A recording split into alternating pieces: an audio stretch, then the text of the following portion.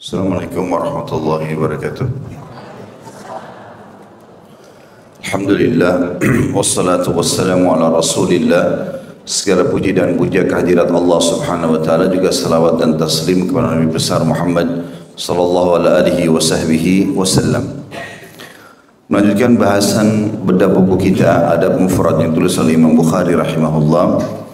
Dan kita akan masuk pada pagi ini, semoga Allah berkahi, bab ke-71, masalah kemuliaan.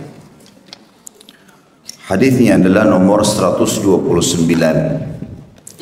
Imam Bukhari berkata rahimahullah, Muhammad bin Salam mengabarkan kepada kami, ia berkata, Abdah mengabarkan kepada kami dari Ubaidillah atau Ubaidullah dari Sa'id ibn Abi Sa'id an Abi Hurairah radhiyallahu anhu qala su'ila Rasulullah sallallahu alaihi wasallam ayyun nasi akram qala akramuhum 'indallahi atqahum qalu laysa 'an hadha nas'aluk qala fa akramun nasi Yusufu nabiyullah ibnu nabiyillah ibni khalilillah. Saya ulangi, qala fa akramun nasi Yusufu nabiyullah ibnu nabiyillah ibni khalilillah. قالوا ليس عن هذا نسألك قال فعن معادن العرب تسألوني قالوا نعم قال فخياركم في الجاهلية خياركم في الإسلام إذا فقهوا. Terjemahannya dari Abu Hurairah radhiyallahu anhu, beliau berkata, Rasulullah SAW pernah ditanya, siapa manusia yang paling mulia? Maka beliau menjawab, yang paling mulia di antara mereka di sisi Allah adalah mereka yang paling bertakwa. Lalu para sahabat berkata, bukan itu yang kami tanyakan. Maka beliau sallallahu alaihi wasallam bersabda, manusia yang paling mulia adalah Yusuf, Nabiullah, maksudnya nabinya Allah, putra Nabiullah, maksudnya putranya Nabi Allah juga, karena ayah Nabi Yusuf, Yakub juga nabi, putra Khalilullah atau kekasih Allah. Ini julukannya Nabi Ibrahim alaihissalam, kakeknya Nabi Yusuf. Mereka berkata, bukan itu yang kami tanyakan. Maka beliau sallallahu alaihi wasallam bersabda, tentang cikal bakal bangsa Arabkah kalian bertanya? Maka mereka berkata, benar. Beliau pun lalu menjawab, orang yang terbaik di antara kalian di zaman jahiliyah adalah orang yang terbaik di antara kalian di zaman Islam jika mereka memahami. Hadis ini seperti biasa, saudaraku seiman, kita coba merincikan dan mengambil beberapa pelajaran daripada hadis. Namun sebelumnya ada hal yang saya ingin titik beratkan, masalah penjelasan kosakatanya. Ada kalimat di situ ma'adinul Arab yang Nabi SAW sebutkan. Asalnya atau pokoknya kabilah-kabilah itu disebutkan ma'adin atau tambang karena mereka mempunyai persiapan yang bermacam-macam atau diserupakan dengan tambang karena mereka ibarat bejana yang mengandung kemuliaan. Hal ini seperti bahan tambang yang mengandung berbagai permata yang sangat berharga. Baik, saya akan masuk ke rincian hadis dan kita akan bagi hadis ini menjadi 3 bagian. Sekaligus kita ambil pelajaran darinya. Yang pertama adalah potongan dari sabda Nabi sallallahu alaihi wasallam waktu ditanya, siapakah manusia yang paling mulia? Kalau orang, teman-teman sekalian, dikatakan jiwanya mulia, berarti orang itu sangat baik, lembut, ramah, dermawan, berkumpul semua sifat kebaikan. Barulah dikatakan orang itu mulia. Bahkan sebagian ulama menambahkan mulia itu kalau bergabung antara akhlak yang sempurna dengan agama yang sempurna, berikut juga jabatan yang tinggi dengan urusan dunia, maka disilakan dengan mulia. Sahabat bertanya, ya Rasulullah, siapakah orang yang paling mulia? Kami bisa menilai orang mulia itu dari mana? Misal jalur nasabnya, kekayaannya, fisiknya. Maka Nabi SAW menjawab, ini potongan pertamanya, orang yang paling mulia di sisi Allah adalah orang yang paling bertakwa. Takwa ini kalau kita ringkas definisinya adalah patuh. Apa yang Allah perintahkan, kerjakan. Apa yang Allah larang, jauhi. Itu makna takwa. Itulah orang yang paling mulia. Kata sebagian ulama hadis yang dimaksud dengan di sini, kenapa orang bertakwa Nabi jadikan sebagai tolok ukur kalau orang itu mulia, karena orang tidak akan mencapai tingkat ketakwaan kecuali dengan ilmu yang dalam dan juga amal yang banyak. Baru dikatakan orang itu taqi. Taqi itu artinya betul-betul patuh sama Allah. Hampir seluruh perintah Allah tidak ada yang tertinggal, semuanya dikerjakan, wajib atau sunnah, dan seluruh larangan Allah dijauhi, haram ataupun makruh.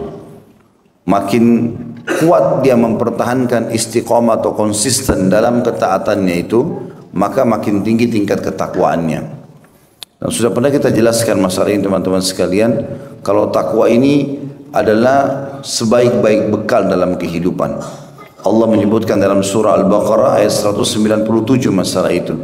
Setelah menjelaskan masalah haji, di tengah-tengah potongan ayat Al-Baqarah 197 itu Allah mengatakan, A'udzu billahi minasyaitonir rajim wa tazawwadu fa inna khairaz zadit taqwa wattaquni ya ulil albab. Dan berbekallah kalian untuk kebahagiaan dunia juga akhirat kalian. Nama kalian akan harum, ya, kalian akan mendapatkan apapun yang kalian inginkan di dunia juga di akhirat. Dan berbekallah dan ketahuilah sebaik-baik bekal adalah ketakwaan. Dan hanya bertakwalah kepadaku hai orang-orang yang berakal. Maka ini Allah Subhanahu wa taala menyuruh takwa dijadikan bekal. Dari sisi yang lain, takwa ini punya keutamaan banyak sekali. Ini kalau saya tidak salah ingat ya, di awal-awal materi kita pernah kita singgung masalah itu, tapi saya ingatkan kembali. Saya pernah mencari secara pribadi di Mu'jam Alfaz Quran, jadi seperti kamus untuk mencari surah ini, ayat ini di surah berapa, di ayat berapa, ya. Seperti kamus mencari Al-Quran. Umumnya insya Allah da'i tahu masalah itu, buku itu. Saya pernah coba telusuri term daripada kalimat takwa ini. Itu kurang lebih ada 226 ayat dengan beragam macam termnya ya. Jadi misalnya takwa, taqi, muttaqin, muttaqun, ya, yattaqun. Ini semua ini masuk kurang lebih 226 ayat dan tidak ada satupun amal soleh yang mencapai keutamanya sebanyak itu. Di antaranya adalah yang paling mendasar itu dalam surah At-Talaq. Jadi dari 226 ayat itu silakan dibuka surah At-Talaq, surah nomor 65, ayat 2, ayat 3, ayat 4, ayat 5, ya. Ada 4 ayat berurutan di situ. Sudah pernah saya ingatkan itu ya, pernah dibahas. Sudah pernah ya? Baik, intinya di ayat 2-nya Allah mengatakan wa may yattaqillaha yaj'al lahu makhraja. Siapa yang bertakwa Allah akan berikan jalan keluar dari masalah hidupnya. Di ayat 3-nya wa yarzuqhu min haitsu la yahtasib. Allah akan berikan rezeki dari tempat tidak disangka-sangka. Di ayat 4-nya Allah bilang wa may yattaqillaha yaj'al min amrihi yusra. Allah akan memudahkan seluruh perkaranya. Dan juga di ayat 5-nya Allah bilang wa may yattaqillaha yukaffir anhu sayyiati wa yu'dhim lahu ajra. Siapa yang bertakwa kepada Allah, Allah akan maafkan semua kesalahannya dan juga Allah akan melipat gandakan pahalanya. Dan sekian banyak keutamaan tentang masalah takwa. Intinya teman-teman sekalian, Allah hanya menilai ketakwaan seseorang. Allah tidak menilai fisiknya, paras wajahnya. Makanya dalam sebuah hadis Bukhari kata Nabi SAW, Inna Allah la yanzuru ila suwarikum wa la ajsamikum walakin yanzuru ila qulubikum wa amalikum. Allah tidak akan pernah melihat paras wajah dan postur tubuh kalian, warna kulitnya segala macam, tapi Allah melihat kepada hati dan amal kalian. Ini orang yang paling mulia di sisi Allah Subhanahu wa taala. Potongan yang kedua adalah waktu Nabi mengatakan itu, mereka sahabat mengatakan bukan itu ya Rasulullah. Ada yang lain yang kami harapkan. Lalu Nabi SAW menjelaskan yang kedua. Dikatakan manusia yang paling mulia, yang paling tampan, yang paling pintar, yang paling baik adalah nabinya Allah Yusuf alaihissalam. Anaknya nabinya Allah Yaqub. Karena Nabi Yaqub juga nabi. Anaknya Khalilullah, kekasih Allah, Ibrahim alaihissalam. Ya. Yang kita tahu Nabi Ibrahim alaihissalam dapat julukan Abul Anbiya, bapaknya para nabi-nabi. Dan dari dua orang istrinya, Sarah ada Ishak, nabi, dan dari istrinya yang lain Hajar ada Ismail, dua-duanya nabi. Dan semua nabi-nabi sampai terakhir Nabi Muhammad SAW dari turunan Ibrahim, maka dapat julukan Abul Anbiya, ayahnya para nabi-nabi. Ya. Walaupun mayoritas nabi-nabi ini keluar dari jalurnya Ishak. Setelah Ishak ada Yakub, nama lainnya Yakub adalah Israel. Makanya kalau kita bilang Bani atau kita temukan dalam Al-Quran Bani Israel, Bani artinya keturunan, Israel adalah nama lainnya Nabi Yakub ini. Kemudian di bawahnya ada Yusuf, kemudian terus saja ada Musa, ada Harun, ada Daud, ada Sulaiman, ya, ada Yunus, ada Ayub, ya. Semua ini sampai akhirnya Nabi Isa alaihissalam dikenal dengan Nabi-Nabi Bani Israel, keturunannya Nabi Yakub tadi. Nanti terakhir Nabi Muhammad SAW datang dari jalur sebelah Nabi Ismail alaihissalam. Dari potongan hadis yang kedua ini, Nabi SAW mengatakan, kalau yang kalian tanyakan adalah orang secara fisik dan akhlak yang paling mulia adalah Yusuf alaihissalam. Kenapa? Karena jalur nasabnya, dia, ayahnya, kakeknya, semua Nabi. Secara fisik Allah berikan dia sepertiga kekayaan dunia. Sampai Nabi Muhammad SAW sendiri pada saat Mi'raj ke langit, di langit ketiga, beliau lewati 7 lapis langit. Di langit ketiga ketemu dengan Yusuf alaihissalam. Dan kata Nabi SAW, waktu aku melihatnya, memang aku melihat dia diberikan sepertiga kegagahan dunia. Jadi sangat tampan. Semua orang yang lihat pasti suka dengan Yusuf alaihissalam. Itu potongan kedua. Potongan yang ketiga, ternyata sahabat masih bukan itu yang mereka harapkan. Bukan itu ya Rasulullah. Kami mau tanya yang lain. Tapi mereka segan untuk menyampaikan itu. Maka Nabi SAW akhirnya memahami, Nabi mengatakan di potongan ketiga, tentang cikal bakal bangsa Arabkah kalian tanyakan? Maksudnya siapa di antara bangsa Arab ini nanti yang paling baik? Gitu. Maka Nabi SAW, mereka mengatakan, iya ya Rasulullah, kata Nabi SAW, sesungguhnya orang yang terbaik di antara kalian di masa jahiliyah, terbaik juga di dalam Islam. Artinya siapa dulu di fase Mekah, dia sudah punya kelebihan-kelebihan, orangnya dermawan, orangnya baik. Kemudian setelah datang risalah yang aku bawa ini, mereka beriman lagi, maka itu orang yang terbaik. Seperti contohnya Abu Bakar, Uthman bin Affan, Abu Bakar, Umar, Uthman, Ali, Talha, sahabat-sahabat Nabi yang mulia ini. Maka mereka adalah orang-orang yang mulia. Karena sebelum masuk Islam memang mereka sudah terkenal punya kekayaan, punya kelebihan fisik, punya jalur nasab yang baik. Setelah masuk Islam juga sama. Maka kalau ada orang sebelum masuk Islam sudah kaya, sudah pintar, sudah gagah, sudah cantik segala macam, lalu dia mendapatkan hidayah dan dia masuk Islam, itu mengumpulkan kebaikan-kebaikan yang banyak. Ya, karena orang-orang seperti ini banyak sekali penghalang-penghalang untuk tidak terima hidayah. Ada orang mungkin kena ketampanan atau kecantikannya tidak mau masuk Islam. Ada orang juga kena terlalu dianggap jalur nasabnya hebat, maka dia tidak masuk Islam. Atau mungkin karena kekayaannya nggak mau masuk Islam. Nah, kalau orang-orang di antara mereka yang masuk Islam setelah mereka punya kemuliaan sebelumnya, mereka menerima lagi ini, maka itu puncak daripada kemuliaan. Mereka menggabungkan kedua kemuliaan tersebut. Dan itu yang dimaksud dalam potongan ketiga dari hadis ini. Kandungan hadis yang ditulis oleh penulis di sini, beliau mengatakan yang pertama, para sahabat bertanya kepada Nabi SAW tentang makna karam atau mulia. Kemudian beliau menjelaskan bahwa karam adalah gabungan dari kemuliaan nasab, takwa, amal soleh, ilmu, dan faham tentang agama. Jadi kalau kita mau bilang orang ini mulia, harusnya bergabung semua itu. Kalau dia sudah faham agama, terus orangnya baik, orangnya kaya, orangnya pintar, segala macam berkumpul, maka baru dikatakan orang itu karam, punya sifat karam. Ya. Kalau karam ini dia ditarik kepada kepada substansial kegiatan, misalnya suka memberi, dermawan, itu bagian daripada karam. Suka tersenyum dan membantu orang, dermawan juga masuk dalam masalah karam ini, ya, kemuliaan. Dan semua substansial kehidupan ini, kalau orang ada di semua lini itu, maka bergabunglah istilah karam pada dirinya.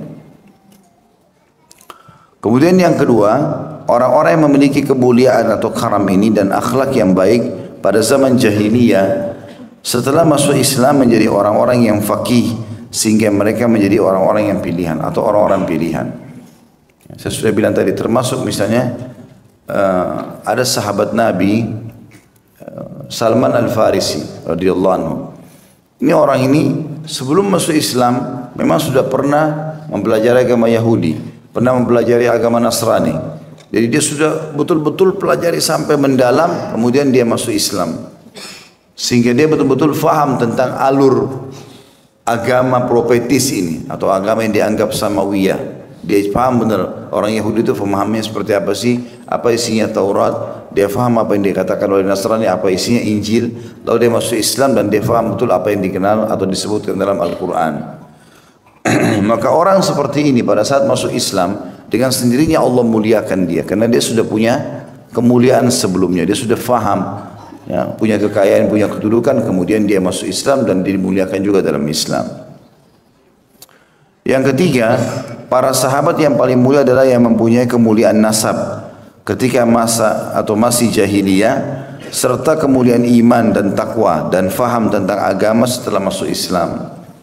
Dan ada juga orang subhanallah di masa jahiliyahnya sebelum masuk Islam, jalur nasabnya nggak jelas, misalnya dia anak zina, nggak jelas, walaupun nanti dia punya kedudukan, misalnya dia jadi presiden kah, dia punya harta kah, tetap tidak ada julukan karam padanya, tidak ada julukan kemuliaan. Kalau dalam pandangan Islam harus jalur nasabnya benar-benar ayahnya, kakeknya, semua ini dengan pernikahan resmi, benar, nggak ada kesalahan dalam jalur nasabnya. Kekayaannya juga kekayaan yang murni dia bangun sendiri.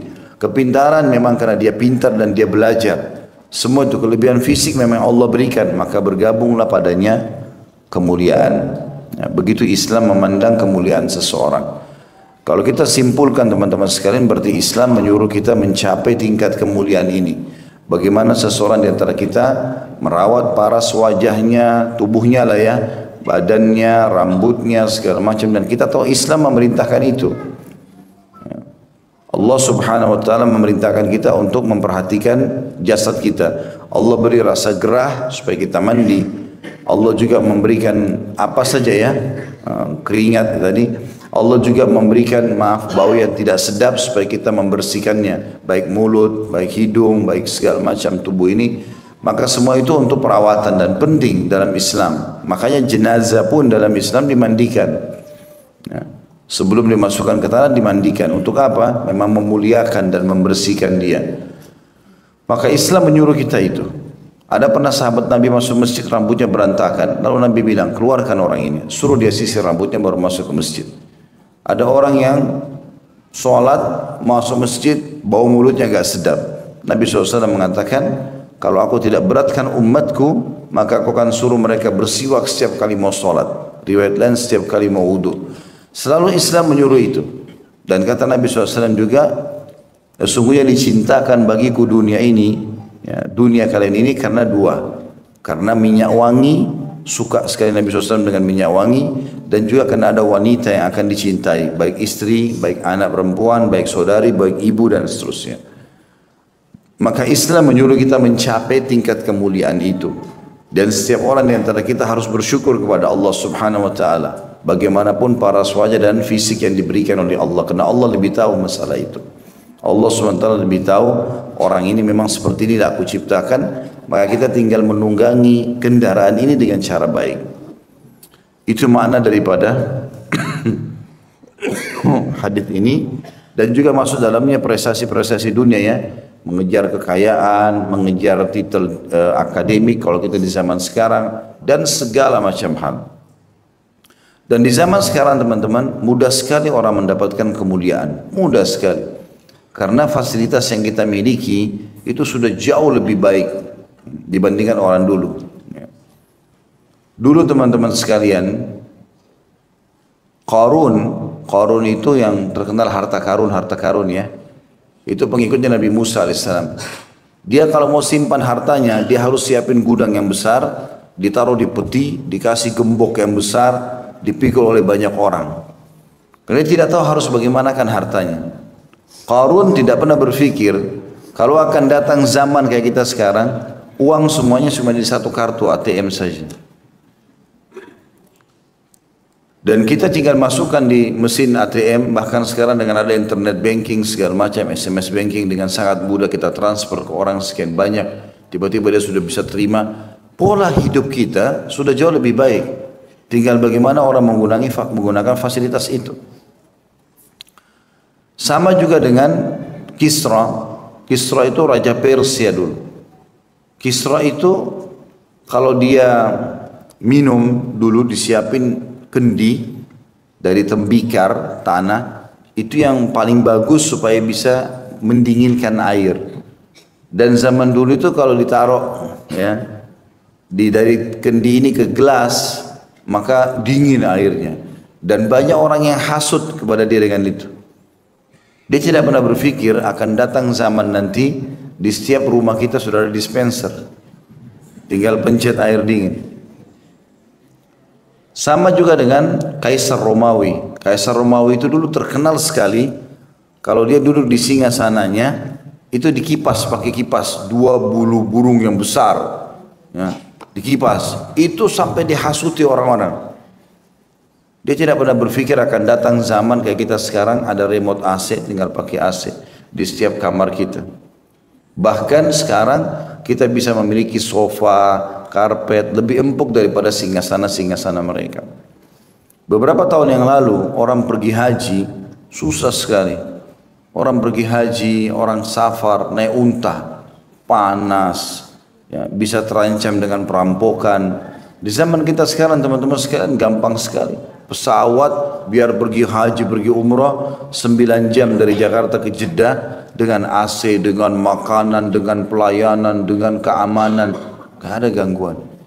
Maka sekarang fasilitas di zaman kita ini mudah sekali untuk mencapai kemuliaan itu. Tinggal bagaimana kita menunggangi fasilitas yang ada dan bersyukur kepada Allah Subhanahu wa taala. Kita sekarang mau kuliah, mau pintar, tinggal masuk sekolah. Biasa biayai diri sendiri atau dibiayai oleh keluarga atau orang lain, bisa dapat titel, bisa harum namanya. Segala macam hal.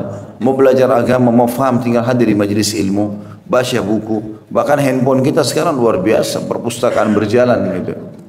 Apa saja kita mau baca bisa. Zaman dulu orang kalau mau ambil satu hadis harus jalan 1 bulan naik kuda. Hanya belajar satu hadis. Imam Ahmad rahimahullah pernah jalan sebulan ke ujung wilayah Samarkand untuk mengambil sebuah hadis. Sebulan. Pulang lagi sebulan, 2 bulan. Kita sekarang tinggal ketik saja keutamaan sholat, keutamaan ini keluar semuanya. Bisa kita baca sekian banyak artikel, banyak macam-macam fasilitas yang bisa kita dapatkan sekarang. Maka untuk mencapai kemuliaan sehingga pahalanya lebih banyak di sisi Allah di zaman sekarang mudah sekali. Tinggal bagaimana kita tunggangi fasilitas yang ada saja. Itu yang dimaksud dengan bab kita nomor 71. Kita lanjutkan bab nomor 72. Berbuat baik kepada orang baik maupun orang jahat. Hadisnya nomor 130.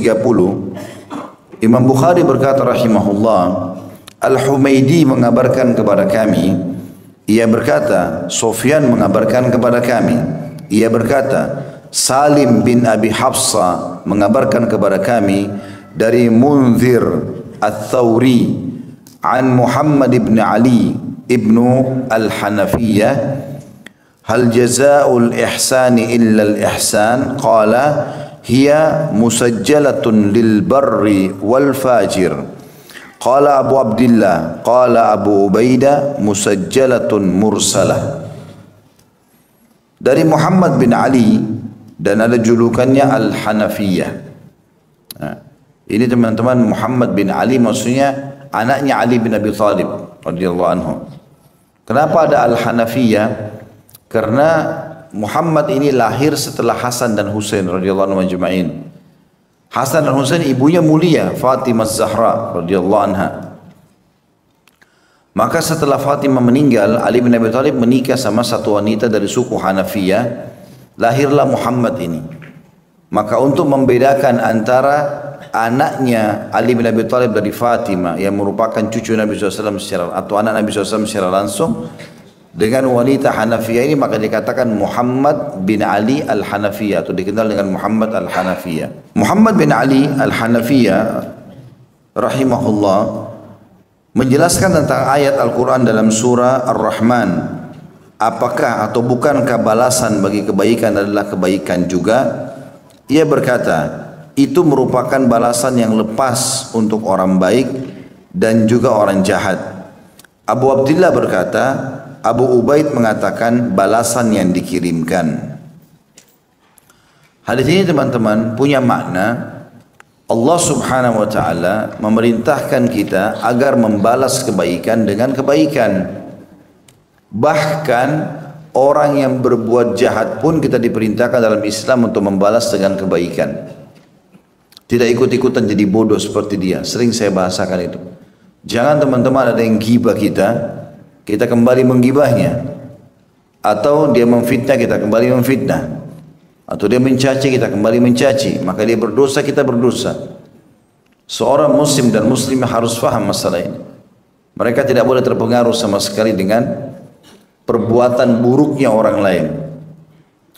Bagi dia, kalau orang ini berbuat bodoh, buat salah itu dengan bodohannya. Dia menggibah, dia memfitnah, dia mau mengambil hak kita misalnya, itu karena kebodohan, dia nggak faham. Kalau Allah subhanahu wa ta'ala kan menghukum dia, gitu kan. Mesti dia faham masalah itu. Tapi karena dia tidak faham, bagi kita dia tidak faham, maka dibiarkan. Artinya kita tidak menuntut melakukan perbuatan yang sama pada dia. Itu kalau orang berbuat jahat. Bagaimana kalau orang berbuat baik? Maka Nabi SAW mengatakan siapapun di antara kalian yang orang berbuat baik padanya, maka dia harus membalas yang serupa. Riwayat lain atau lebih. Ada orang memberikan makanan, kita balas dengan makanan. Ada orang memberikan pakaian, kita beri dengan pakaian. Ada orang memberikan kendaraan, kita beri dengan kendaraan. Maka kita balas kebaikan itu dengan kebaikan. Dan dianjurkan dalam Islam, setiap kali ada orang berbuat baik dengan kita, saudaraku seiman, kita harus mengenang itu seumur hidup. Gak boleh dilupakan. Gak boleh kita bilang dulu kan dia berbuat baik itu sama saya, sekarang sudah enggak. Sekali orang berbuat baik kita harus mengenang. Dan kita harus terus menyebutkan kebaikan tersebut sebagai tanda terima kasih kepada Allah subhanahu wa ta'ala. Allah telah memudahkan masalah kita selesai di tangan dia misalnya. Makanya Umar bin Khattab berkata radhiyallahu anhu, aku akan terus berterima kasih seumur hidupku pada seseorang yang mengingatkan satu aibku. Jadi kalau seandainya ada orang yang mengatakan, akhi, ukhti, itu di baju kamu ada ini misalnya, noda, atau apalah diingatkan. Misalnya tadi saf salatnya begini, atau apa saja yang berhubungan dengan kehidupan kita, maka kita semestinya mengenang kebaikan itu sampai kita meninggal dunia. Apalagi kalau hal yang besar, dia memberikan harta yang banyak, dia melunasi utang kita. Karena ada orang subhanallah tidak tahu berterima kasih. Orang sudah berbuat baik dengan dia, ya udah, tidak pernah dikenang, nggak pernah apa. Sekali ucapkan terima kasih ya sudah bagi dia cukup. Enggak. Dalam Islam bukan seperti itu. Itu juga dengan perkataan Ali bin Abi Thalib radhiyallahu anhu yang mengatakan, aku siap berkhidmah seumur hidupku pada seseorang yang mengajarkan aku satu huruf. Bukan ilmu luas, satu huruf saja kalau dia ajarkan aku dan aku jadi faham, maka aku siap berkhidmah seumur hidupku pada orang tersebut. Makna daripada statement dua sahabat mulia ini radhiyallahu anhum majma'in adalah bagaimana seseorang muslim tahu menilai kadar kebaikan orang. Apapun itu. Walaupun kecil di mata kita. Kita lagi mau jalan didahulukan sama dia. Oh ini orangnya baik. Dan kita harus mengenang itu. Ada orang dulu yang berbuat baik sama saya begini. Kita mengenang kebaikan-kebaikan tersebut. Itu masuk dalam umumnya firman Allah subhanahu wa ta'ala dalam surah Ar-Rahman. Hal jaza'ul ihsan illa ihsan. Bukankah kebaikan harus dibalas dengan kebaikan pula? Ya, semuanya ya, orang tua kita, saudara kita, siapa saja pasangan hidup, sampai kalau terjadi perceraian saja dalam rumah tangga, itu Allah masih mengatakan dalam Al-Quran, dalam surah At-Talaq, A'udzu billahi minasyaitonir rajim wa la tansu fadla bainakum. Jangan kalian lupakan kebaikan di antara kalian. Walaupun kita jengkel, tetap yang kita harus tahu ada kebaikannya orang ini. Tidak mungkin seumur hidup tidak pernah ada kebaikan atau selama berumah tangga. Ya sudah, keburukannya kita tutupin, yang kita tahu adalah kebaikannya. Tidak bersama lagi nggak masalah. Yang penting kita tetap mengetahui ada kebaikan orang ini. Itu juga sama dengan orang berumah tangga. Kalau masih satu suami istri, kata Nabi SAW, janganlah seorang laki-laki muslim atau mukmin membenci istrinya yang mukminah. Karena kalau dia melihat, dia menemukan satu kesalahan, dia akan temukan kelebihan dari sisi yang lain.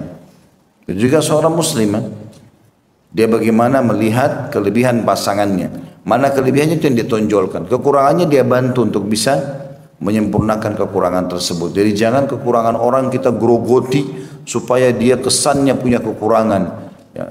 Dan kita jadikan itu sebagai bahan untuk menggunjingnya, menjatuhkan dia, itu nggak boleh dalam Islam. Bisa diambil pesannya ya. Ya, jadi kita harus berbalas kebaikan orang dengan kebaikan juga, bahkan lebih baik daripada itu. Ada orang subhanallah tahu berterima kasih. Dia tahu orang itu buat baik sama dia sekali saja, maka sepanjang hidup dia berusaha terus memberikan kebaikan. Berapa banyak orang seperti itu. Dilunasi utangnya kecil, sekarang jadi kaya raya, dia terus mengenang kebaikan orang tersebut dan dia terus berbuat baik kepada orang itu. Dan sekian banyak contoh yang berhubungan dengan masalah itu. Selanjutnya teman-teman sekalian, bab 73, keutamaan orang yang menanggung anak yatim. Ini ada beberapa bab ke depan. Yatim istilah bagi anak yang belum balik dan meninggal ayahnya. Itu yatim. Dua syaratnya, belum balik, yang meninggal ayahnya. Jadi kalau meninggal ibunya nggak dikatakan yatim. Atau kalau sudah balik sudah nggak dikatakan lagi yatim. Jadi jangan kakek-kakek nenek-nenek ngaku yatim. Bantu saya anak yatim. Anak yatim dari mana? Syaratnya sebelum balik. Ya. Dan juga yang meninggal ayahnya. Makanya dalam bahasa Indonesia kalau ibunya meninggal ditambah piatu. Ya. Dalam Islam kita tidak ada istilah piatu ini. Karena yatim itu istilah bagi orang yang kehilangan ayah sehingga yang menopang hidupnya sudah nggak ada. Karena umumnya wanita kan menjaga anak di rumah, yang bekerja laki-laki. Maka diistilahkan yatim bagi anak yang belum balik dan ayahnya meninggal. Jelas ini ya. Banyak keutamanya teman-teman sekalian. Banyak sekali keutamanya. Di antaranya hadis ini dulu kita akan bacakan. Hadis nomor 131. Imam Bukhari berkata rahimahullah, Ismail mengabarkan kepada kami, ia berkata, Malik mengabarkan kepadaku dari Thawr ibn Zaid, dari Abu Gaith, an Abi Hurairah radhiyallahu anhu anin Nabi sallallahu alaihi wasallam, as-sa'i 'alal armalati wal masakini kal mujahidi fi sabilillah wa kalladhi yasumun nahara wa yaqumul lail. Dari Abu Hurairah radhiyallahu anhu dari Nabi sallallahu alaihi wasallam, orang yang berusaha menghidupi para janda dan orang-orang miskin seperti orang yang berjuang di jalan Allah dan seperti orang yang berpuasa di siang hari serta berdiri sholat di malam hari. Hadis ini menjelaskan kepada kita tentang masalah pentingnya seseorang muslim peduli dengan keadaan orang-orang yang sedang membutuhkan bantuan. Disebutkan di sini kalimat as-sa'i. As-sa'i itu kalau dalam bahasa Indonesia orang yang sengaja keluar mencari. Nah, makanya kita bilang kalau jalan antara Safa dan Marwah kan sa'i, ya kan? Berarti dia berjalan untuk mencapai targetnya. Maka as-sa'i dikatakan orang yang berusaha keluar untuk mencari tahu alal armalah. Armalah adalah janda yang punya anak. disilakan dengan armalah. Ya, bisa juga makna di sini ada penjelasan kosakata wanita yang telah ditinggal mati suaminya. Ya, bisa masuk di dalamnya adalah semua janda umumnya. Tetapi yang ditekankan lebih jauh adalah janda yang memiliki anak-anak yang dia tanggung. Sehingga anak-anak yatimnya ini yang diurus, gitu kan. Kesannya begitu. Maka siapapun yang keluar sengaja mencari tahu janda-janda itu dibantu, anak-anak yatimnya dibantu, juga membantu orang-orang miskin. Nah, istilah miskin beda dengan fakir. Kalau fakir orang yang tidak tahu mau makan apa hari ini, apalagi besok. Pakaiannya pun nggak tahu bisa ganti atau tidak, itu orang fakir.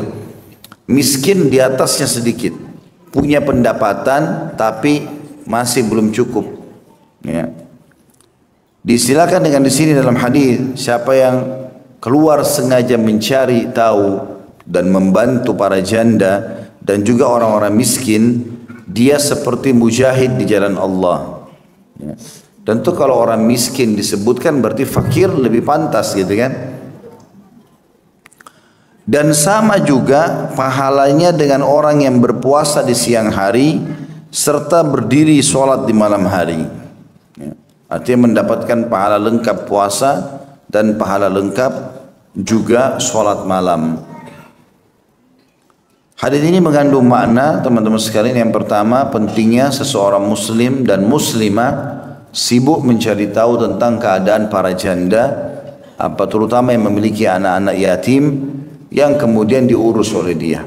Ya. Dan di sini saya bilang tadi yatim, armala itu dikatakan, istilah armala ini janda yang ditinggal mati suaminya sehingga anak-anaknya jadi yatim. Ada sebagian ulama masukkan semua janda, padahal sebenarnya yang masuk umumnya dalam hadis ini adalah janda yang meninggal suaminya sehingga tidak lagi penaungnya. Kalau cerai, cuma cerai saja, maka si suami yang menceraikan tadi atau sudah bercerai sama istrinya tetap punya kewajiban membiayai anaknya. Maka anaknya tidak dikatakan yatim. Yatim di sini hanya yang betul-betul ayahnya meninggal. Juga diambil pelajaran tentang pentingnya membantu orang-orang miskin tanpa memandang bulu siapa saja dia. Intinya dia miskin, dan miskin sekali lagi orang yang punya pendapatan tapi tidak cukup. Jadi nggak boleh teman-teman kita lihat ada orang misalnya, saya berapa kali temukan di lampu merah ya. Kalau kita lagi jalan kadang-kadang ada yang jual minuman. Berapa botol minuman yang dibawa sama dia? 3-4 botol minuman, 5-6. Kadang-kadang cuma gunting kuku, kadang-kadang cuma lem, kadang-kadang cuma kanibo, apalah dibawa, ya. Dan itu berapa? Saya kadang-kadang kalau lagi lihat mereka, saya coba hitung, kira-kira berapa nih? Harga minuman 5.000, kali maksimal yang bisa dibawa 10 misalnya, 50.000. Kadang-kadang dari pagi sampai malam, sampai sore menjual. Kenapa teman-teman kita nggak coba beli saja? Bedakan antara orang yang nyodorkan tangannya minta, dia tidak punya apa-apa yang dia bisa kasih ke kita, itu kita kasih saja. Dengan orang yang menjual barang, kalau jual barang beli, karena itu akan memberikan dia keuntungan dan membuat dia semangat kerja, gitu kan? Beli saja barang, lalu kita bagikan ke orang lain juga boleh, gitu kan? Itu jauh lebih baik. Mungkin dia punya anak yang butuh menunggu dari rumah, sehingga kalau kita habiskan barangnya, kita beli, niat sedekah, dia juga gembira, dia bisa memulai lagi usahanya besok, dan dia bisa segera pulang ke rumah. Tapi kalau kita kasih dia uang cash, bisa juga, tapi permasalahannya adalah dia masih sibuk menjual barangnya. Jadi bedain mana orang yang sodorkan tangan karena minta bantuan saja, dengan orang yang memang punya produk dia mau jual. Ada orang subhanallah mulia, ya. Saya pernah jalan dengan ayah saya di Makassar, sampai saya dilihatkan, ini lihat Khalid. Ada satu kakek sudah tua sekali, rambutnya putih semua, ada jenggotnya sedikit juga putih. Orangnya sudah tua sekali. Dia jual koran di lampu merah. Kata ayah saya, lihat orang ini, mulianya luar biasa. Dia nggak mau ngemis. Walaupun jual koran, untungnya berapa ratus rupiah satunya, tapi dia menjual. Bahkan subhanallah ada di antara mereka karena mulianya kita kasih uang, enggak, saya enggak mau terima. Beli barang saya saja, gitu kan. Ada orang begini, pernah saya temuin subhanallah. Kita mau kasih duit, dia enggak mau. Enggak, saya beli saja barang saya. Dan itu yang benar sebenarnya. Jadi kita membantu dia untuk tetap semangat bekerja, gitu kan. Atau mungkin kalau kita mau lebih jauh bisa kita tahu alamatnya, kita bisa menambahkan modal buat dia atau apalah ya. Yang jelas kita disuruh berbuat baik ini. Dan ini pahalanya sangat besar, sama dengan mujahid di jalan Allah, jadi sama dengan jihad. Tidak cukup lagi itu. Juga dia seperti orang yang sibuk puasa dan juga sibuk sholat malam. Kata sebagian ulama hadis, kalau seandainya dia setiap hari mengerjakan itu, berarti setiap hari seperti jihad, setiap hari juga dia seperti orang sholat malam dan puasa. Kalau ada orang misalnya dia menaungi 5 orang atau 10 orang janda yang punya anak-anak yatim, kemudian dia kasih ini beras, ini sembako lah, saya kasih tiap bulan. Maka setiap hari dikonsumsi selama sebulan, berarti selama sebulan itu dia sama dengan pahala jihad, sama dengan pahala sholat malam dan puasa. Ya, kalau dia cuma kasih sekali saja, misalnya cuma kasih roti, kasih minum air, sekali saja ya sudah, sekali itu saja dihitung dia seperti jihad. Makanya pernah saya bilang, kita usahakan teman-teman punya kantong-kantong amal soleh ini. Misalnya rumah anak yatim yang ada di dekat rumah, setiap orang yang terdekat kita harus punya jadwal itu. Cari rumah anak yatim yang terdekat, sumbangkan sesuatu, apa saja, walaupun kecil. Misal di situ ada 100 anak yatim, mereka makan beras setiap harinya misalnya anggap 50 kilo atau 100 kilo beras dalam satu bulan. Kita cuma mampu bantu 5 liter atau 5 kilo beras, tidak apa-apa. Tapi rutinkan, maka kita akan dapatkan pahala apa yang dijanjikan tadi. Seperti orang sedang berjihad, berpuasa dan juga sholat malam. Ya. Dan ini juga menyebutkan, atau di sini disebutkan kandungan hadis. Yang pertama, memberi nafkah kepada para janda yang ditinggal mati suaminya dan anak yatim serta mengurus mereka termasuk jihad fisabilillah. Ya. Tadi saya bilang kalau janda yang cerai, maka si suami tadi tetap wajib menafkahi anaknya dan tidak dikatakan anak yatim. Yang kedua, anjuran agar memberi jalan keluar atas berbagai penderitaan orang-orang miskin dan orang-orang yang membutuhkan. Bantu apa saja, gitu kan? Bantu apa saja. Teman-teman, kadang-kadang kita tidak tahu, subhanallah, mana di antara orang miskin ini yang mengangkat tangannya di malam hari lalu berdoa kepada Allah karena kita memberikan sesuatu. Selalu jangan lewatkan ada orang miskin kecuali kita kasih. Kasih apa saja. Kasih apa saja. Mungkin bagi kita tidak terlalu bermakna, tapi bagi dia sangat bermakna. Dari mana kita tahu teman-teman sekalian? Di dalam sebuah hadis yang sahih disebutkan, ada orang niat bersedekah dengan niat yang baik. Maka dia keluar, dia jalan. Lalu dia bawa uang untuk bersedekah. Ketemulah dia dengan seorang wanita pelacur. Lalu kemudian dia mengatakan, saya sudah niat sedekah, saya kasih uang ini. Pelacur itu kira dia mau ditudurin. Maka dia mengatakan, apakah anda akan tidur dengan saya? Dia bilang tidak. Saya niat sedekah maka saya beri. Maka kata Nabi SAW, dengan niatnya itu, si pelacur ini malu dan dia lihat uang itu cukup banyak, maka dia berhenti dari perzinahan. Malam kedua dia mengatakan, saya akan keluar juga, saya akan memberikan sedekah lagi malam ini. Maka dia ketemu dengan seorang pencuri yang niat untuk mencuri. Kemudian dia berilah uang tersebut. Lalu orang ini, pencuri ini heran. Saya tidak menodongnya, tidak segala macam, sudah dikasih. Kenapa kau kasih saya? Dia bilang, saya niat bersedekah. Siapa tahu bisa bermanfaat untuk kamu. Maka kata Nabi SAW, karena itu menyentuh si pencuri tadi, dia tidak bilang saya pencuri. Tapi dia berhenti dari pencuriannya, dia mulai jadikan modal, lalu dia jadi orang baik. Maka orang ini panen pahalanya. Di hari ketiga dia keluar, dia membawa harta. Lalu dia ingin sedekah juga. Lalu Allah pertemukan dia dengan orang kaya raya. Orang yang sangat kaya raya. Tapi bakhilnya luar biasa. Pelit. Enggak pernah mau keluarin uang. Ya. Maka ketemu di pinggir jalan. Karena bakhilnya sampai penampilannya tidak ada kekayaan sedikit pun. pakaiannya lusuh, penampilannya kayak orang susah, lalu dikasih sama orang ini. Orang yang kaya itu bertanya, kenapa kau kasih saya? Dia bilang, saya sudah niat sedekah. Saya tidak temuin kecuali anda malam ini, maka saya kasih. Maka gara-gara itu dia tersentuh, kenapa kok ada orang yang lebih sedikit harta dari dia tapi mau bersedekah, maka dia pun berubah lalu dia bersedekah. Maka panen pahala lah orang tadi yang melakukan itu.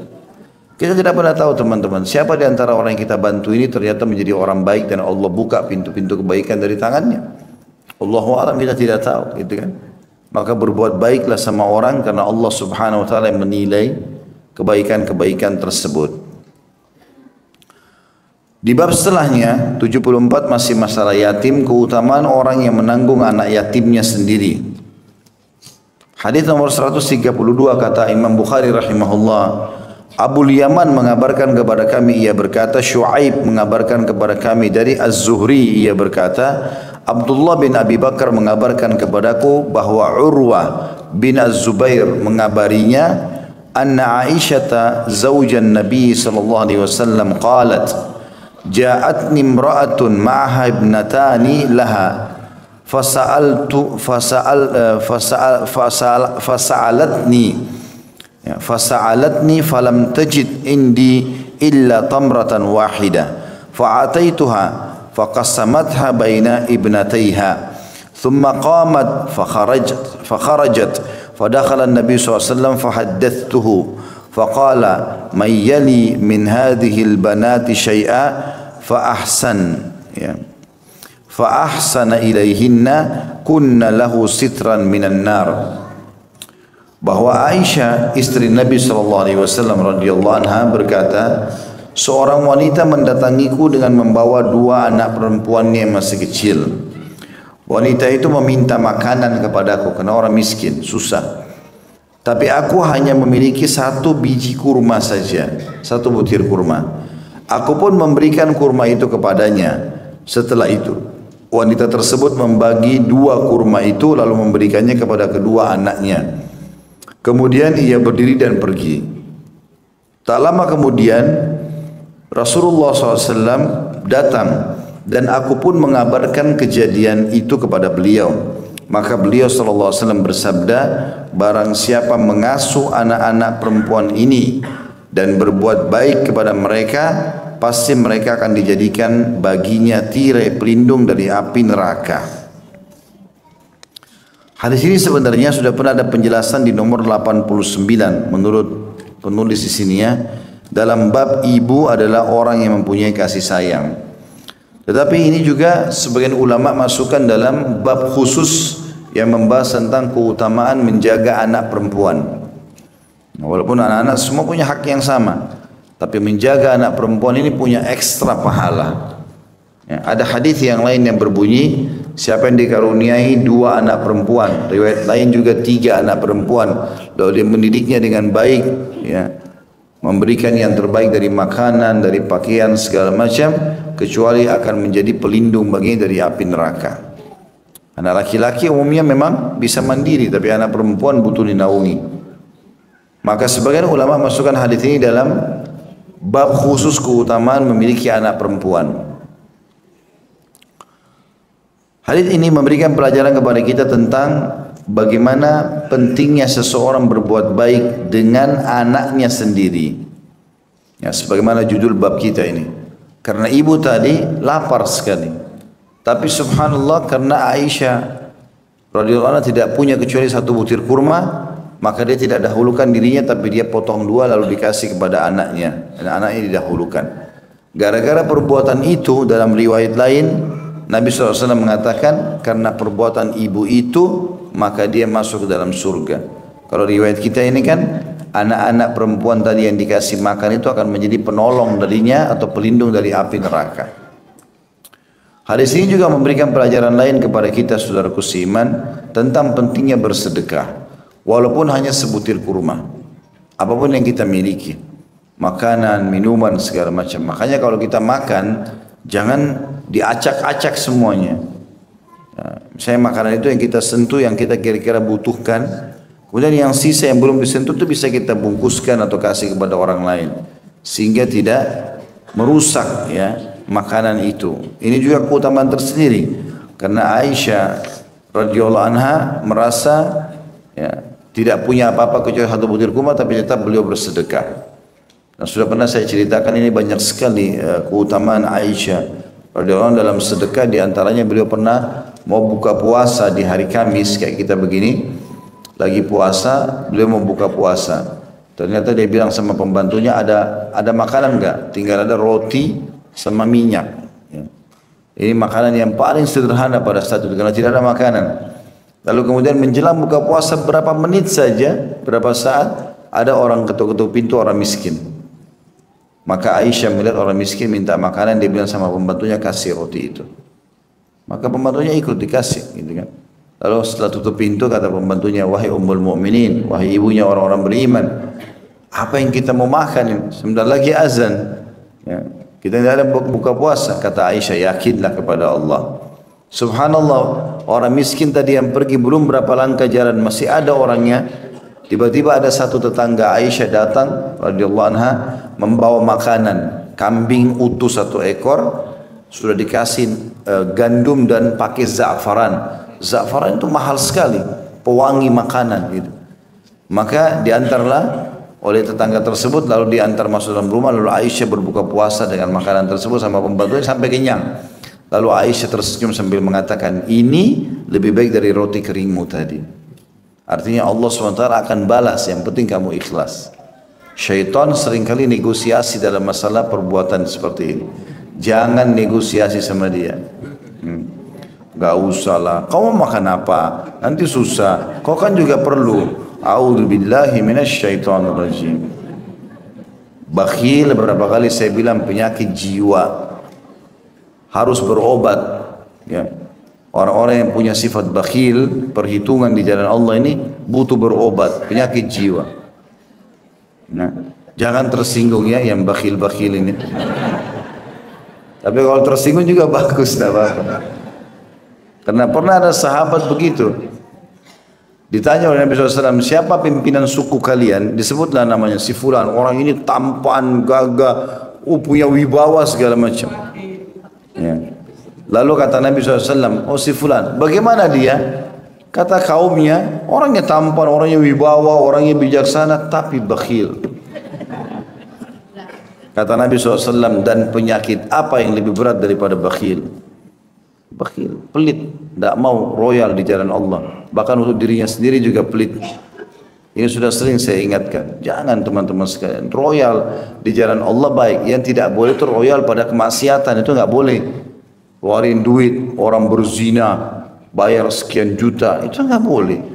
Tapi kalau dia menggunakan itu dalam kebaikan buat diri dia, dia menikah misalnya, dia buat acara, atau dia sedekah buat masjid atau apa saja, atau dia umroh dan haji dengan biaya yang mahal, maka itu semua kebaikan. Dan Allah SWT akan balas sesuai dengan pengorbanan dia tentunya. Ya. Maka ini harus digarisbawahi juga. Baik, itu hadis tadi yang kita sebutkan di bab 74 tentang bagaimana keutamaan bersedekah walaupun hanya sebutir kurma. Kemudian hadis nomor atau bab nomor 75, fadilah orang yang menanggung anak yatim piatu. Hadis yang pertama dalam bab ini adalah nomor 133. Imam Bukhari berkata rahimahullah, Abdullah bin Muhammad mengabarkan kepada kami, ia berkata, Sufyan bin Uyainah mengabarkan kepada kami dari Safwan, ia berkata, Unaisa mengabarkan kepada kami an ummi Sa'id an ummi Sa'id binti Murratin al-Fihriyah an abiha an Nabi sallallahu alaihi wasallam ana wa kafirul yatim fil jannati kahatain atau kahadhihi min hadhihi.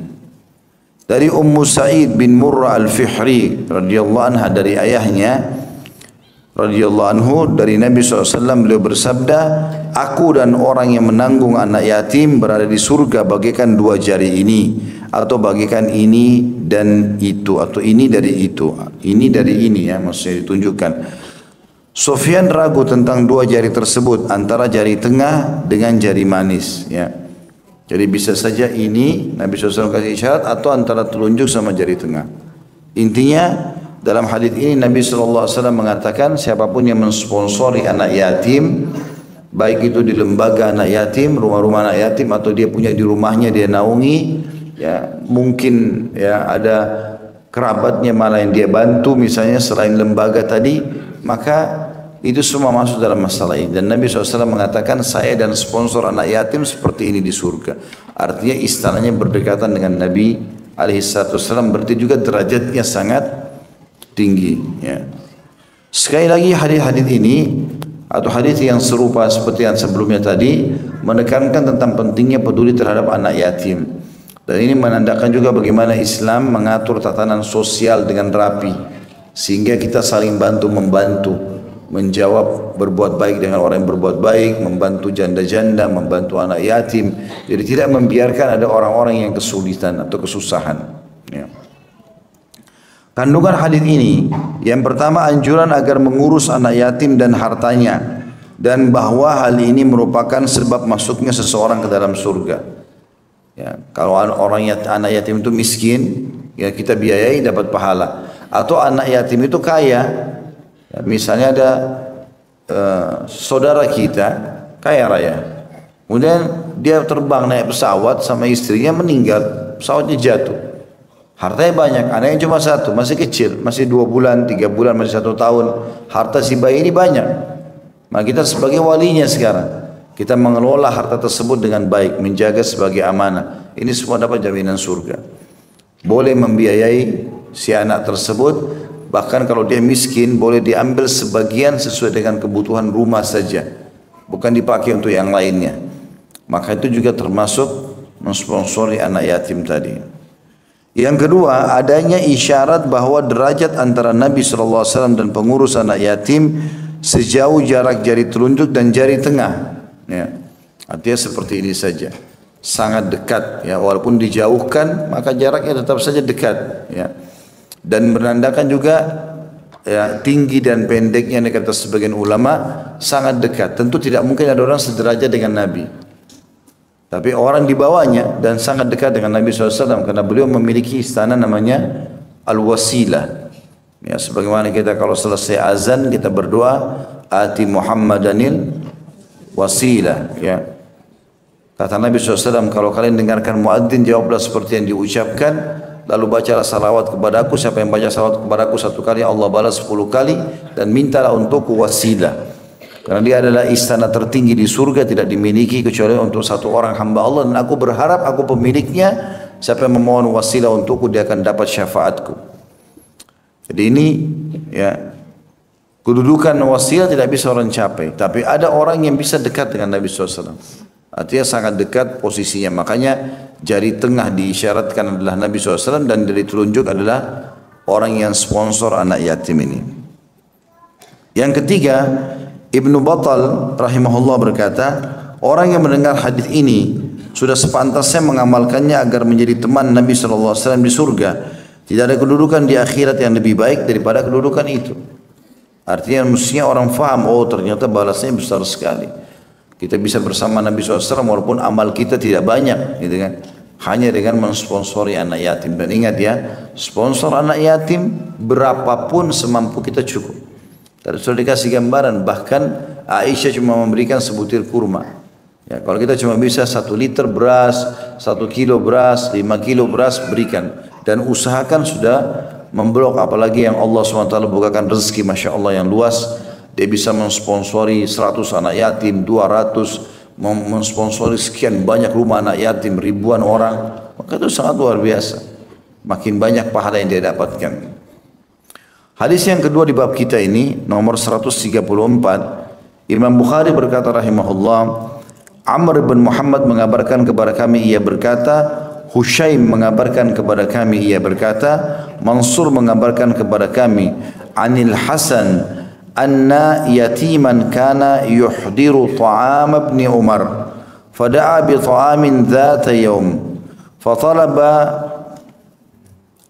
فطلب يتيمه فلم يجده فجاء بعدما فرغ ابن عمر فدعا له ابن عمر بطعام لم يكن عندهم فجاءه بسويق وعسل فقال دونك هذا wallahi ma gubinta. Yaqulul Hasan wa Ibnu Umar wallahi ma gubin. Artinya hadis ini dari Al Hasan Al Basri rahimahullah, bahwa seorang anak yatim pernah datang ke jamuan makan Ibnu Umar radhiyallahu anhuma. Suatu hari Ibnu Umar radhiyallahu anhuma mengadakan jamuan makan. Lalu ia mencari anak yatim itu namun tidak menemukannya. Seusai jamuan, anak yatim itu datang. Ibnu Umar lalu memberinya makan roti sawik, ya, roti gandum dan madu. Seraya berkata, ini untukmu, demi Allah engkau tidak rugi. Al Hasan berkata, dan Ibnu Umar, demi Allah ia tidak merugi. Hadis ini memberikan gambaran kepada kita tentang pentingnya peduli terhadap anak yatim dan bagaimana mengundang anak yatim di acara-acara kita bagian daripada syariat. Nah, jadi sangat benar itu kalau ada orang mengundang anak yatim sekian, dikasih sumbangan, baik itu di kantor-kantor, baik itu di manalah, di rumah keluarga, acara keluarga, itu sangat bagus. Karena Ibnu Umar sering kali mengadakan jamuan makanan dan selalu fokus kepada anak-anak yatim yang makan. Bahkan ada anak yatim yang pada saat itu sudah janjian mau datang, atau sering datang di acara jamuan makan Ibnu Umar, satu hari tidak datang, Ibnu Umar siapkan sendiri. Ibnu Umar siapkan sendiri buat dia. Begitu pada saat dia datang, orang tamu sudah mulai bubar semuanya, maka Ibnu Umar tetap menyisihkan makanan buat dia sambil mengatakan, ini untukmu, demi Allah engkau tidak rugi. Maksudnya kau tidak akan pernah aku lupakan. Itu maknanya. Dan Ibnu Umar berkata, demi Allah ia tidak merugi. Maksudnya makna lainnya hadis, demi Allah ia tidak merugi. Artinya anak yatim ini tidak akan pernah ketinggalan kesempatan untuk makan bersamaku.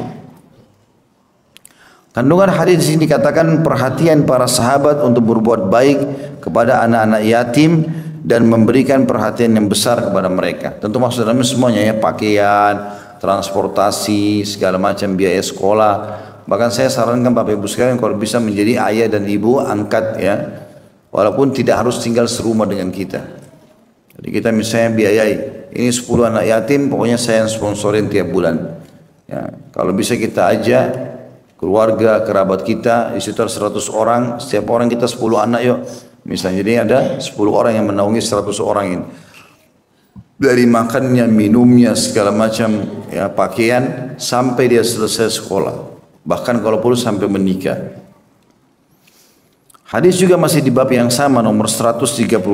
Imam Bukhari berkata, Abdullah bin Abdul Wahhab mengabarkan kepada kami, ia berkata, Abdul Aziz bin Abi Hazim mengabarkan kepadaku, ia berkata, ayahku mengabarkan kepadaku, ia berkata, Sami'tu Sahl bin Sa'ad an Nabi sallallahu alaihi wasallam qala ana wa kafirul yatimi fil jannah hakadha wa qala bi isba'ihi as-sabbabati wal wusta. Aku mendengar Sahl bin Sa'ad radhiyallahu anhu bahwasanya dari Nabi sallallahu alaihi wasallam beliau bersabda, aku dan orang yang menanggung anak yatim di surga kelak adalah demikian.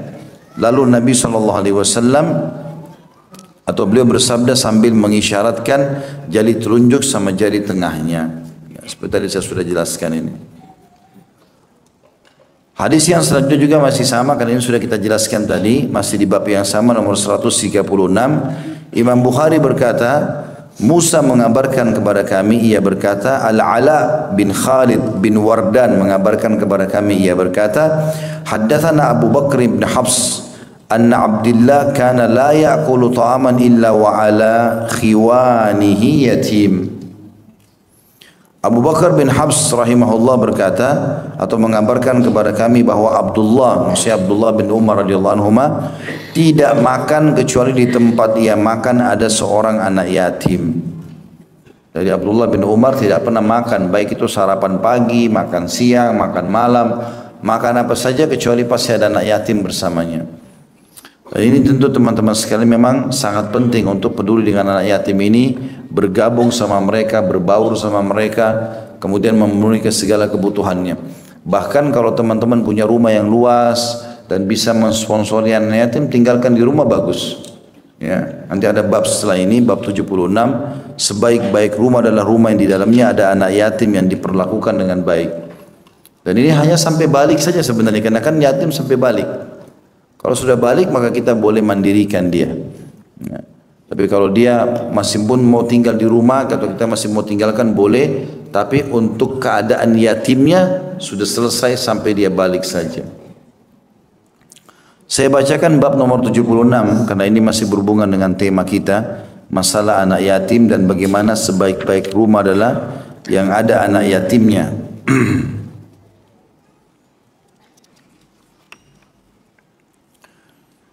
Hadisnya nomor 137 di bab 76.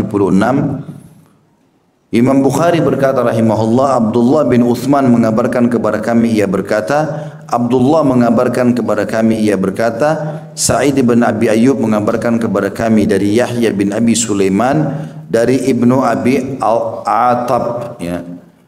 An Abi Hurairah radhiyallahu anhu qala Rasulullah sallallahu alaihi wasallam khairu baitin fil muslimina baitun fihi yatimun yuhsanu ilaihi wa syarru baitin fil muslimina baitun fihi yatimun yusa'u ilaihi ana wa kafilul yatimi fil jannah kahataini yushiru bi isba'ihi. Dari Abu Hurairah radhiyallahu anhu beliau berkata, Rasulullah SAW bersabda, sebaik-baik rumah di kalangan kaum muslimin adalah rumah yang di dalamnya ada anak yatim yang diperlakukan dengan baik. Ya, makanan, minuman segala macam dihormati, disantuni. Sedangkan seburuk-buruk rumah di kalangan kaum muslimin adalah rumah yang di dalamnya ada anak yatim yang diperlakukan buruk. Aku dan pengasuh anak yatim seperti dua ini. Lalu beliau mengisyaratkan pada dua jarinya. Maksudnya telunjuk sama jari tengah tadi. Di sini kandungan hadisnya, tolok ukur yang hakiki adalah sebaik-baik atau seburuk-buruk kedudukan adalah sejauh mana seseorang berbuat baik atau berbuat jahat kepada anak yatim itu sendiri. Tapi yang jelas hadis ini menitik beratkan tentang kalau orang bisa membawa yatim tersebut ke rumahnya, tinggal bersama dia, maka itu adalah hal yang sangat mulia. Bahkan itu dianggap rumah yang paling baik, asal memang dasarnya dimuliakan. Jadi seperti anak kita, taruh beri kamar, ya, kemudian dibiayai sekolahnya segala macam. Tapi kalau ada orang mengambil dari rumah anak yatim, kemudian dia niat untuk mempekerjakan di rumah jadi pembantu, beda. Maka ini masuk dalam ancaman malah, karena dia akan berbuat buruk dengan si yatim tadi. Pembantu ya cari pembantu. Jangan anak yatim. Anak yatim tujuannya untuk dibiayai, bukan untuk dipekerjakan. Jadi malah dimuliakan sebagaimana dalam hadis ini disebutkan. Kita tutup teman-teman sekalian bahasan kita dengan bab terakhir 77. Ini yang terakhir membahas masalah anak yatim, ya. Baik, begitu saja, mudah-mudahan bermanfaat hari ini apa yang kita bahas. Subhanakallahumma bihamdika asyhadu an la ilaha illa anta astaghfiruka wa atubu ilaik. Wassalamualaikum warahmatullahi wabarakatuh.